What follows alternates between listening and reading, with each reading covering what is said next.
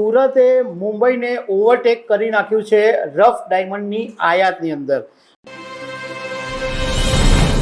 સુરતના ડાયમંડ ઉદ્યોગે એક જબરજસ્ત એચિવમેન્ટ કર્યું છે અને ડાયમંડ ઉદ્યોગના લગભગ 60 વર્ષના ઇતિહાસની અંદર પહેલી વખત એવું બની રહ્યું છે કે સુરતે મુંબઈને ઓવરટેક કરી નાખ્યું છે રફ ડાયમંડની આયાતની અંદર.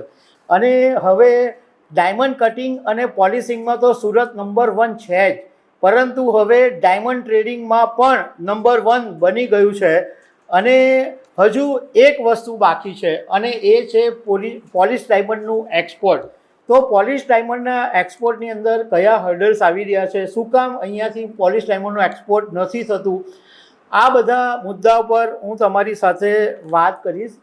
મારું નામ રાજેશ શાહ છે અને તમે જોઈ રહ્યા છો ગુજરાતના સૌથી મોટા ડિજિટલ ન્યૂઝ પ્લેટફોર્મ ખબરછે.com. પ્રધાનમંત્રી નરેન્દ્ર મોદી જ્યારે ગુજરાતના મુખ્યમંત્રી હતા ત્યારે ડાયમંડ ઉદ્યોગના લોકોની સાથે વારંવાર વાતની અંદર એક વાત અચૂક કહેતા હતા કે તમે લોકો ડાયમંડ કટિંગ એન્ડ પોલિશિંગમાં આખી દુનિયાની અંદર નંબર 1 છો, તો ટ્રેડિંગ અહીંયા કેમ નથી કરતા? ટ્રેડિંગ ઉપર બીજા દેશો પર કેમ આધાર રાખવો પડે છે? કેમ વિદેશમાં ટ્રેડિંગ માટે જવું પડે છે?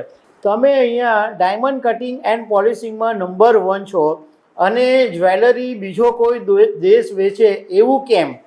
તો એ વારંવાર પ્રધાનમંત્રી નરેન્દ્ર મોદી એવું કહેતા કે આખું જે તમારી ચેઇન છે, ડાયમંડ કટિંગ પોલિશિંગથી માંડીને જ્વેલરી, રફ ડાયમંડની આયાત, બધું અહીંયા એવું આખી એક ચેઇન સિસ્ટમ સુરતમાં ઊભી કરો. તો એના ભાગરૂપે એક પ્રોસેસ તો ઘણા સમયથી શરૂ થઈ ગઈ અને એને જ કારણે સુરતની અંદર જે સુરત ડાયમંડ બુટ્સ બન્યું એનો જ એક ભાગ છે અને એને કારણે આ એ બન્યું. અને ઈચ્છાપુરમાં જે જ્વેલરી પાર્ક બન્યો એ પણ આ જ એક પાર્ટનો આ જ એક ભાગ છે.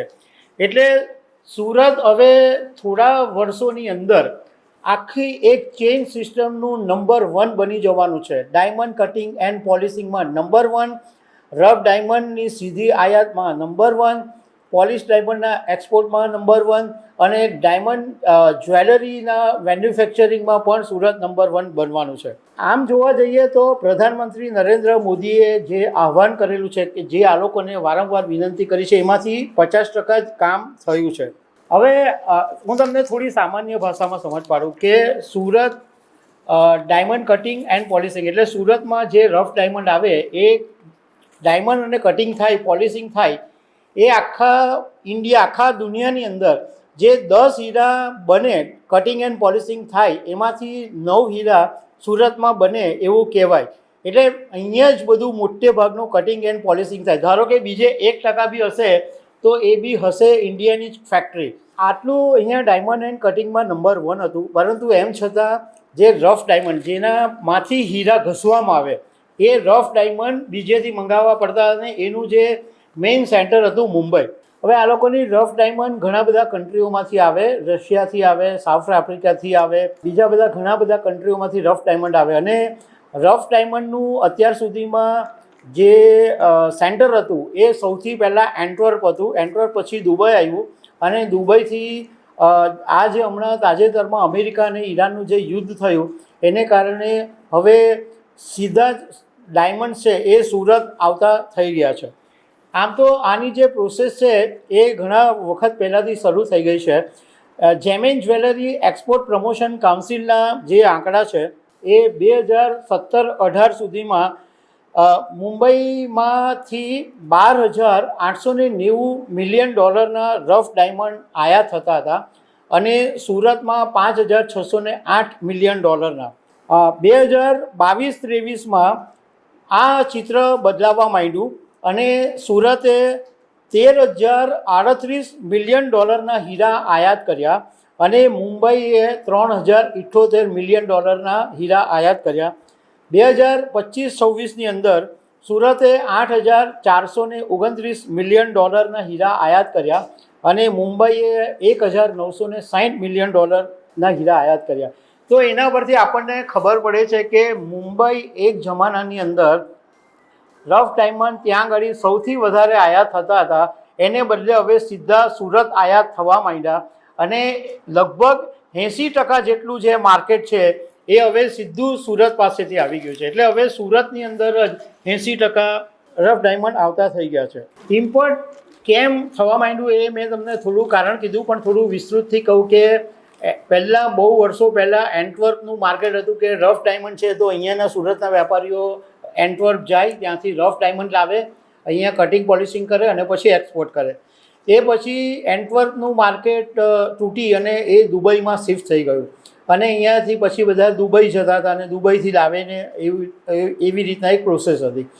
પણ હમણાં તાજેતરની અંદર જે અમેરિકા અને ઈરાન વચ્ચે જે યુદ્ધ થયું અને એમાં મિડલ ઇસ્ટની અંદર જે નુકસાન થયું એને કારણે દુબઈમાં આખો જે ટ્રેડિંગનો બિઝનેસ હતો એ બંધ થઈ ગયો અને એ બધી જે મોટી મોટી કંપનીઓ છે જે રફ ડાયમંડનો બિઝનેસ કરે છે એ બધી કંપનીઓએ સુરત ડાયમંડ બુટ્સમાં જે gem and jewellery export promotion કાઉન્સિલનો હોલ છે એ gem and jewellery export promotion કાઉન્સિલના નીજા હેઠળ ઓક્શન રાખ્યું અને એ ઓક્શન લગભગ 1 મહિનો ચાલ્યું અને આની અંદર કરોડો રૂપિયાના હીરા અહીંયા સુરતમાં જ વેચાય. એટલે સુરત ડાયમંડ બુટ્સની અંદરથી જ રફ ડાયમંડ મળતા થઈ ગયા.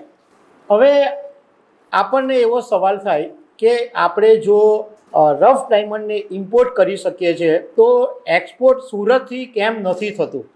એની પાછળનું કારણ એ છે કે મુંબઈ એક એવું સિટી છે કે જ્યાં આગળ હોટલ છે, રેસ્ટોરન્ટ છે, નાઇટ લાઈફ છે, લીકર છે.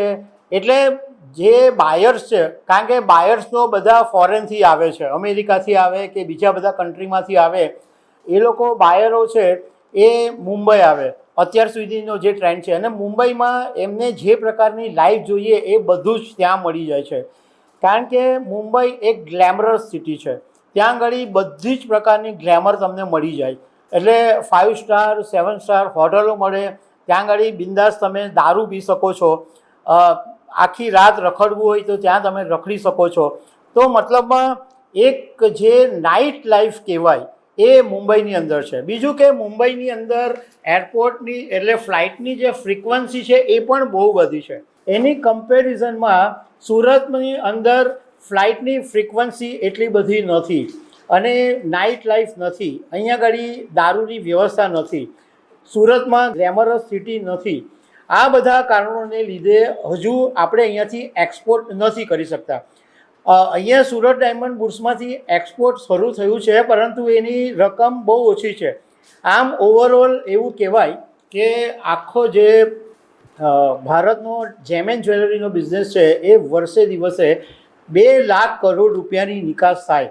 એટલે 2 લાખ કરોડમાંથી સુરતમાંથી એક્સપોર્ટ છે એનો બહુ ન ગણ્યો આંકડો છે, પણ મેક્સિમમ છે એ હજુ પણ એનું વર્ચસ્વ છે એ મુંબઈની પાસે છે.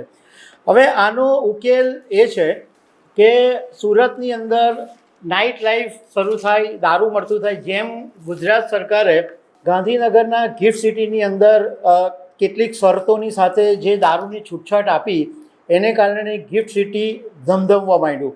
અહીંયા આગળ જે સુરત ડાયમંડ બુટ્સ છે એ ડ્રીમ સિટીમાં છે.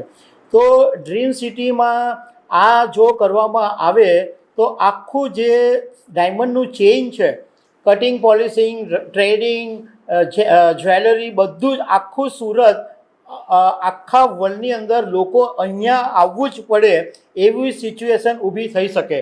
અને એના માટે આ સરકારે આની પર ફોકસ કરવાની જરૂર છે. ખાસ કરીને સુરતની અંદર 2 પાવરફુલ નેતાઓ છે. એક ગુજરાતના નાયબ મુખ્યમંત્રી હર્ષ સંઘવી અને કેન્દ્રીય જળશક્તિ મંત્રી CR પાટીલ. CR પાટીલે એરપોર્ટમાં ફ્લાઇટ્સ આવે એના માટે ઘણી બધી મહેનત કરી છે અને નાયબ મુખ્યમંત્રી હર્ષ સંઘવીએ સુરત ડાયમંડ બુટ્સને ધમધમતું થાય એના માટે ઘણી બધી મહેનત કરી છે. એમાં કોઈ શંકાને સ્થાન નથી, કારણ કે એમણે ઘણી બધી વેપારીઓની સાથે મિટિંગો કરી, બધાને અહીંયા લાવવામાં સફળ થાય. આજે જે સુરત ડાયમંડ બુટ્સમાં જે ઘણા બધા વેપારીઓ શિફ્ટ થયા એમાં હર્ષ સંઘવીનું યોગદાન છે. હર્ષ સંઘવીના પિતા ડાયમંડમાં હતા એટલે એમને ડાયમંડ વિશે સમજ બી છે, સુરતના છે અને ડાયમંડના વેપારીઓની સાથે કનેક્શન છે એટલે પણ એમને ડાયમંડ વિશે સમજ છે.